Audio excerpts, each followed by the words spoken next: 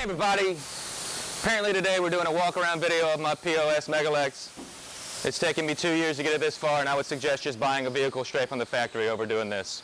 But if you want to, let me tell you what it involves. First off, what you got to do is you got to wreck your truck on national TV. And then you have to buy 2 donor Tundra vehicles so that you can have a motor that's good in one, and you can have a frame that's good in the other one. And then you just mash all that shit together, and then you put the 2016 plus version of the LX570, and you make it all do. So for the suspension and the tire setup, I wanted to go with a 40-inch tire, just because that's not very common, and this is not a very common vehicle. And the Tundra, the fact that we used the Tundra frame allowed us to use a bolt-on kit from Total Chaos for the additional long travel. It ended up being about 88 inches of track width, which is right on par with a Hummer, so I couldn't go any wider. We're actually using a 0 offset wheel so that we wouldn't be too far out.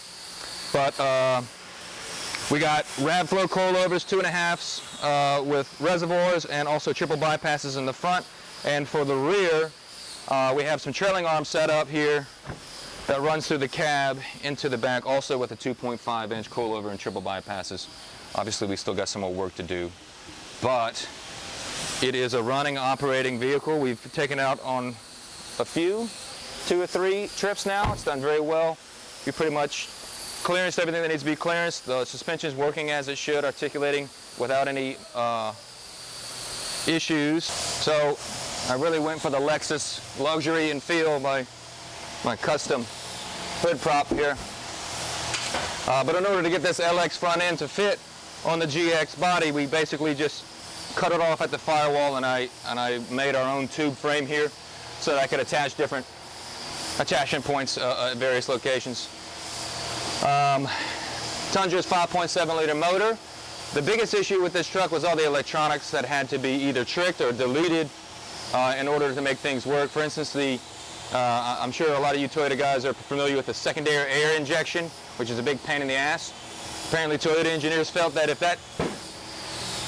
the secondary air injection does not exist or it doesn't have a signal, it won't let you go into four-wheel drive. So I had to use some connections here and figure out exactly what it was looking for.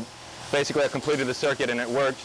And honestly, the biggest problem with this truck has all been about the electronics, because my camera guy is no longer allowed to touch anything on this truck having to do with electricity, because he blew out about 3 or 4 ECUs when he wrapped some wires together for the headlights.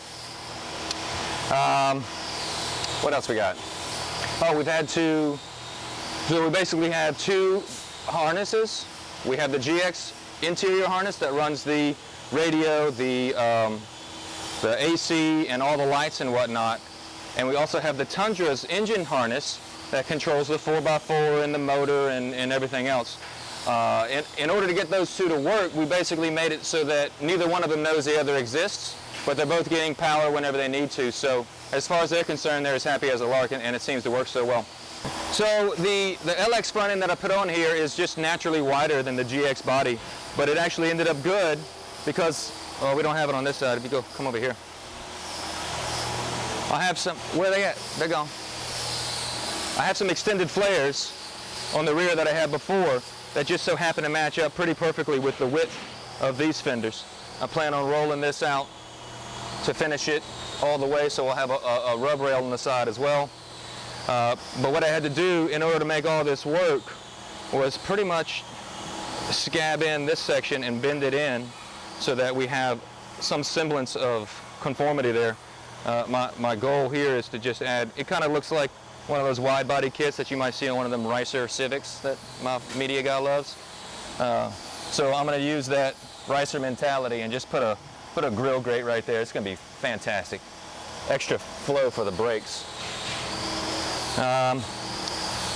What else we got? I had to do a custom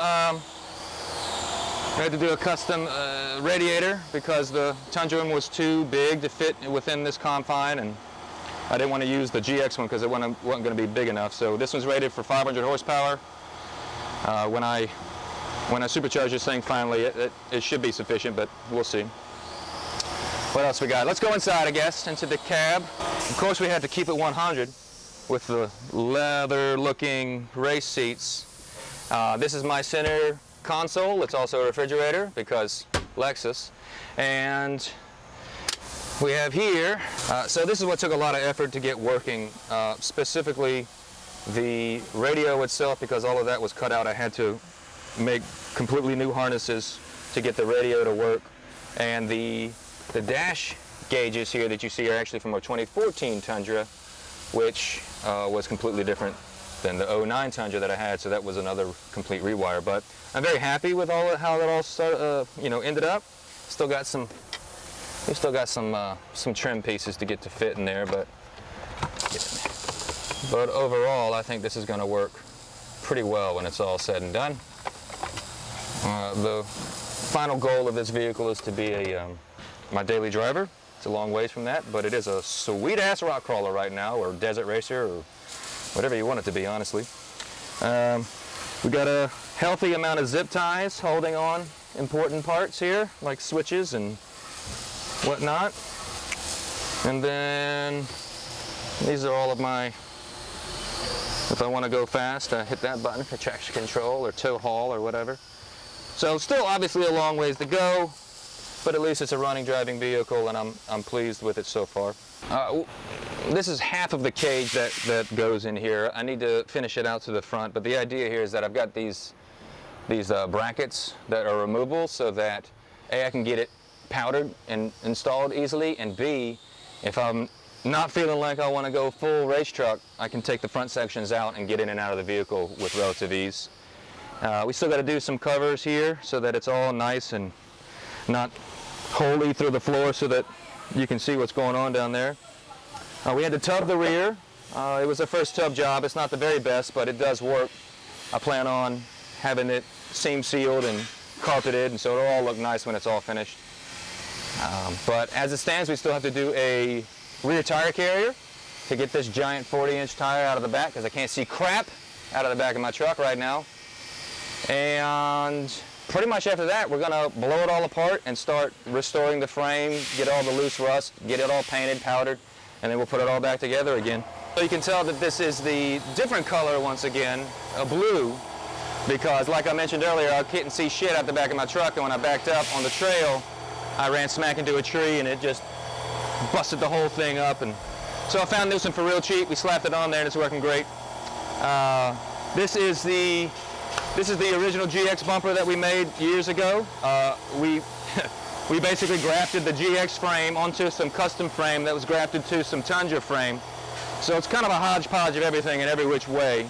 But that allowed us to simply bolt our rear bumper on, which will allow me to make our new swing arm that we've not done before. It's going to be like a cage where the tire sits on the inside of it, and the swing arm will go around it.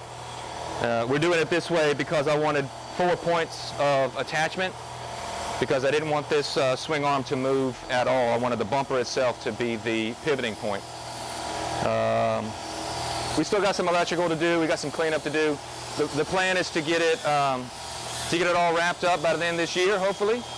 But who knows? I mean, work always comes first, so this is just a pet project of mine. So for the front bumper, we made this custom. It basically fits a Tundra frame, but then we specifically made it to fit the profile of the LX570 headlights and grille.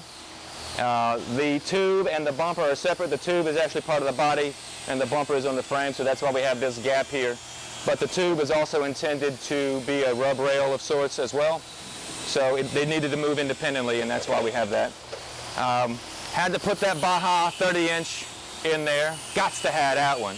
One of the best lights on the market. So we ran this one on the old bumper, so I just went ahead and brought it in on this one. This is all 3/16, and it can take a hit. And the other thing that can take a hit are these fantastic Bud-built skids under here. My man Bud-built sent me these skids at the birthday present, I believe. And I have definitely put them to the test. They have not wavered a bit. Thrilled with their strength and capability. And it's so smooth. Can you get under there and look down? See how smooth and seamless they make it? Very nice. Other than that, I do still have to get my headlights working. Toyota decided to make it all kinds of different voltages and God knows what, so still working on that. But all in all, it's coming along, I guess. If you got any suggestions or comments or you want to race, I'm down, baby. Let's go.